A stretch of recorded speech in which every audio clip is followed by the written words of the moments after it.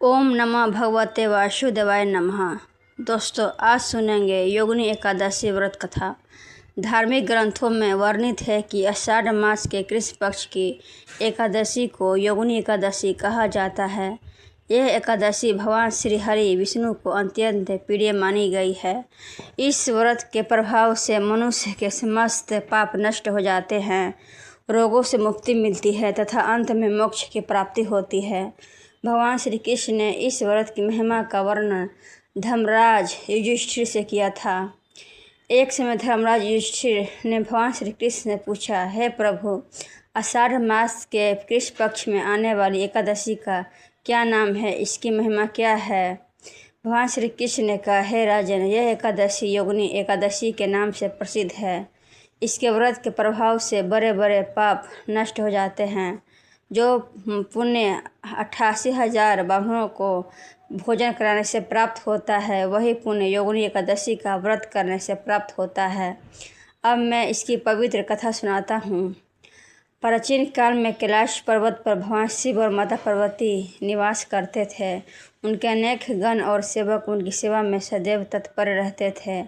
उन्हीं में से एक यक्ष था जिसका नाम हेमामली था। उसका कार्य प्रतिदिन प्रातःकाल मानसरोवर से सुगंधित और ताजे पुष्प लाकर भगवान शिव की पूजा के लिए प्रस्तुत करना था। हेममाली अपनी सेवा ईमानदारी से करता था। उसकी पत्नी का नाम विशालक्षी था। वह अत्यंत सुंदर, पवित्रता और सद्गुणों से युक्त थी। दोनों एक दूसरे से बहुत प्रेम करते थे। एक दिन हेमामली मानसरोवर से पुष्प लेकर घर पहुंचा। वहाँ पत्नी को देखकर वह उनके प्रेम में इतना मग्न हो गया कि भगवान शिव की पूजा के लिए समय पर पुष्प पहुँचाना भूल गया।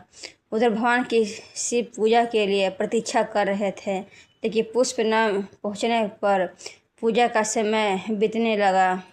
भगवान शिव ने अपने गणों के से कारण पूछा। तब एक गण ने बताया कि हेमामली पुष्प लेकर अपनी पत्नी के साथ घर में ही रुका हुआ है और अपने कर्तव्य को भूल गया है। यह सुनकर भगवान शिव अत्यंत क्रोधित हुए। उन्होंने तुरंत हेमामली को अपने सामने बुलाया। भयभीत हेमामली कांपता हुआ उनके समक्ष उपस्थित हुआ। भगवान शिव ने कहा, तुमने अपने स्वामी की सेवा की उपेक्षा करके अपने कर्तव्य का अपमान किया है, इसलिए मैं तुम्हें श्राप देता हूँ कि तुम पृथ्वी पर जाकर कुष्ठ रोग से पीड़ित होकर दुख भोगोगे। भगवान शिव का श्राप मिलते ही हेमामली का शरीर कुष्ठ रोग से ग्रस्त हो गया। उसका सुंदर शरीर विकृत हो गया। वह कैलाश से गिरकर पृथ्वी पर आ गया। उसके शरीर में असहनीय पीड़ा होने लगी। लोग उसे देखकर घृणा करने लगे। उसे न भोजन मिलता था, न रहने का स्थान। वह जंगलों में, पर्वतों में भटकता रहा। उसे अपने अपराध पर गहरा पश्चाताप होने लगा। वह हर समय भगवान शिव से क्षमा प्रार्थना करता रहता।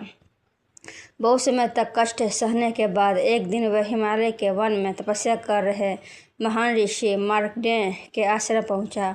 ऋषि मार्कंडेय अत्यंत दयालु और चिरकालदर्शी थे। उन्होंने हेमामली को देखकर पूछा, वत्स, तुम कौन हो और इस दुख अवस्था में कैसे पहुँचे? हेमामली ने हाथ जोड़कर अपने अपराध और भगवान शिव के श्राप की पूरी कथा सुनाई।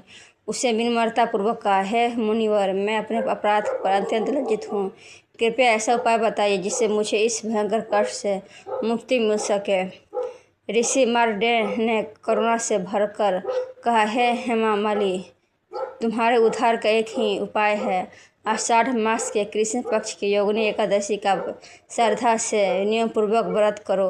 भगवान विष्णु की पूजा करो, उपवास रखो, रात्रि में भजन कीर्तन करो और अगले दिन द्वादशी को विधि पूर्वक पारण करो। इस व्रत से प्रभाव से तुम्हारे सभी पाप नष्ट हो जाएंगे और तुम रोग मुक्त हो जाओगे। ऋषि के वचन सुनकर हेमामली के मन में नई आशा जागी। उसने पूरी श्रद्धा और भक्ति के साथ योगिनी एकादशी का व्रत किया। प्रातःकाल स्नान करके स्वच्छ वस्त्र धारण किए, भगवान विष्णु का ध्यान किया और व्रत का संकल्प लिया। दिन भर उपवास रखकर भगवान के नाम का स्मरण करता रहा। उसने धूप, दीप, पुष्प, तुलसी दल और नैवेद्य से भगवान विष्णु की पूजा की। रात्रि में जागरण करके भजन कीर्तन किया और अगले दिन द्वादशी के ब्राह्मणों को भोजन कराया, दान दक्षिणा दी तथा स्वयं पारण किया। योगिनी एकादशी के पुण्य प्रभाव से हेमामालिनी का कुष्ठ रोग समाप्त हो गया। उसका शरीर पहले की तरह सुंदर और स्वस्थ हो गया। उसके सभी पाप नष्ट हो गए। भगवान विष्णु की कृपा से उसे पुनः सम्मान प्राप्त हुआ और अंत में वह दिव्य लोक को प्राप्त हुआ। भगवान श्री कृष्ण ने युधिष्ठिर से कहा, हे राजन, योगिनी एकादशी का व्रत करने से मनुष्य के समस्त पाप नष्ट हो जाते हैं। रोग, शोक, भय और दरिद्रता दूर होती है। यह व्रत मनुष्य को सुख, समृद्धि, उत्तम स्वास्थ्य और अंत में मोक्ष प्रदान करता है। इस कथा से हमें शिक्षा मिलती है कि मनुष्य को अपने कर्तव्य का पालन पूरी निष्ठा से करना चाहिए। मोह, आलस और असावधानी से धर्म और कर्तव्य की उपेक्षा नहीं करनी चाहिए। यदि भूल हो जाए तो सच्चे मन से पश्चाताप, भगवान की भक्ति, व्रत, दान और सत्कर्मों के द्वारा जीवन को सुधारा जा सकता है। हर हर महादेव। दोस्तों, ये वीडियो आप लोगों को कैसा लगा? अच्छा लगा होगा तो लाइक कर देना और कमेंट में ओम नमः भगवते वासुदेवाय लिख देना। ओम भगवते वासुदेवाय नमः। बाप रे बाप।